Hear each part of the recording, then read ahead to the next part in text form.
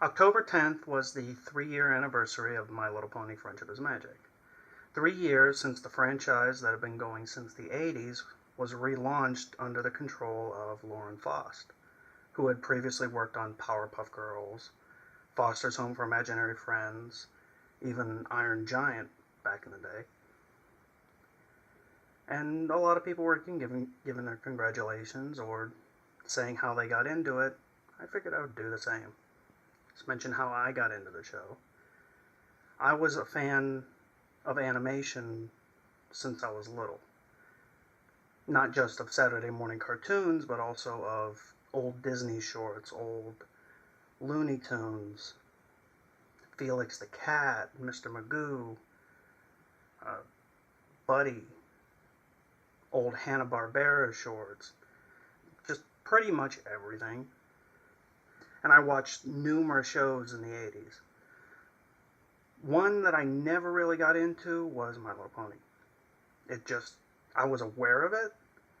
I'd seen the commercials, and I'd seen little bits here and there of the second series, I think. But I never really got into the show. I never cared about who a show was for. I watched Care Bears or Rainbow Bright, mainly the movie. I don't remember too much about the series. But most of what I watched was Transformers, G.I. Joe, Dinosaurs, pretty much anything else. I would give everything a fair chance, but there were some shows that I just didn't get into, and that happened to be one of them. And as time went on and the newer generations would come out, I would have even less interest in them. So it's not something that I was ever nostalgic for. And even going into the 90s, I watched a huge variety. I watched Sailor Moon, but also watched Gargoyles and Batman the Animated Series, and a crap load of others. So about a year and a half ago, I'd come across a video, 50 memes in 100 seconds, something like that. And MLP wasn't in it, but I'd started looking for the originals for all the videos that they showed in there. Boxy and Badgers and some stuff that I had heard of, some stuff that I hadn't. I was just looking up the original versions of various memes. And around the time, a lot of people were talking about Fusroda. I knew it was from Skyrim, but I didn't know exactly what it was, because I hadn't played the game, and I hadn't really followed it all that much. So I went looking it up, in addition to all these other memes. When I looked that up, I came across a video that was of Rainbow Dash. It was one of the first selections. Her and a dragon, and using Fusroda. And I watched it. I wasn't even aware that the show existed at this point. Like I said, I had no interest in the franchise at all. So I watched it, and it's kind of funny, and there was another version of it with a different character, and I watched that and happened to see some of the comments in there and watched a few more videos. The one comment on the different videos that there were two that struck me. One, I'd seen a video and somebody had made the comment that the colors were washed out, and I'm like, these are washed out colors? But another comment, somebody mentioned something about one of the characters snapping a bear's neck. And I'm like, what? So I said, fuck it, and grabbed the first episode, started watching it. Got through the pilot, the first 2 episodes. I was like, oh, this is like Sailor Moon. Because the first 2 episodes, it basically is like Sailor Moon. And I've been a fan of that. I thought the series would continue like that. But getting into the future episodes, it wasn't. But it piqued my interest and it kept me watching, and found the show was not that bad. And I didn't watch, a lot of people talk about, oh, they watched it all in one night.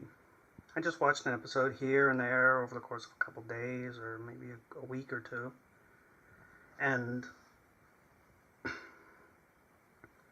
enjoyed the show no more than any other show that I watched. And I started finding more fan videos. I'd come across commentary videos. This group called BronyComs, they did fan-made commentaries for it. And I watched some of those and discussed stuff in the comments, and they were talking about characters that I'd never heard of, background characters that they would mention name, and I'm like, who's that? And I would find more and more fan videos, and I started coming across the music. And I would come across more of it, and more of it. And it just kept going on and on and on. I'm like, I'd seen fan-made music before. There was a woman named Lindsay Ann Clem who had done some orchestral stuff for Aragon, the book.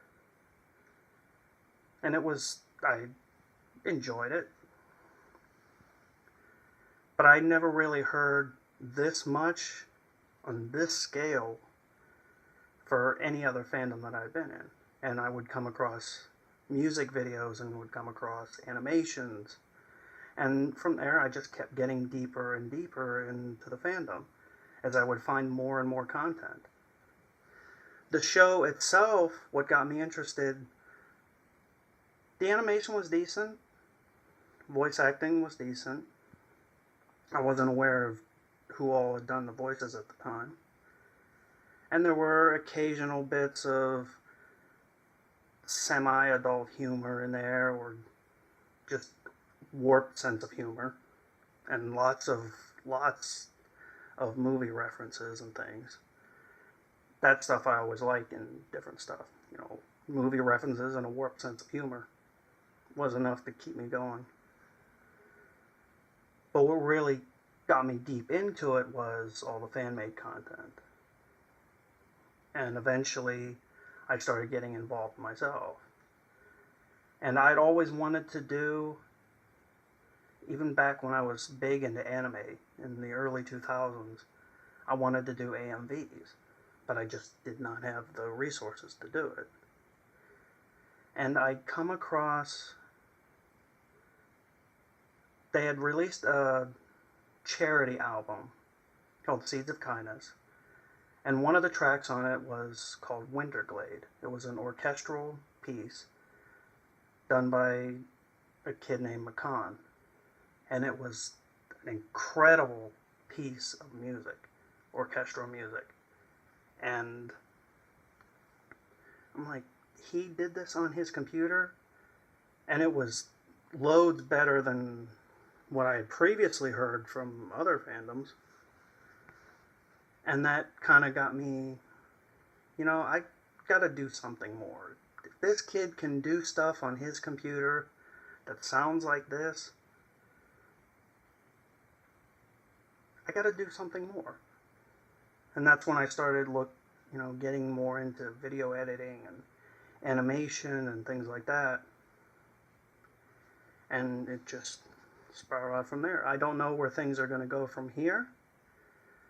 Eventually, the fandom will probably die, and eventually I won't be as much of a fan anymore. But whatever skills that I learn now, I can carry over till then. So until that time, I'll continue doing what I do and, continue enjoying the fandom, and see where things take us. Hope for another 3 years. Who knows how long the show will go on, as popular as it is. Well, we'll see.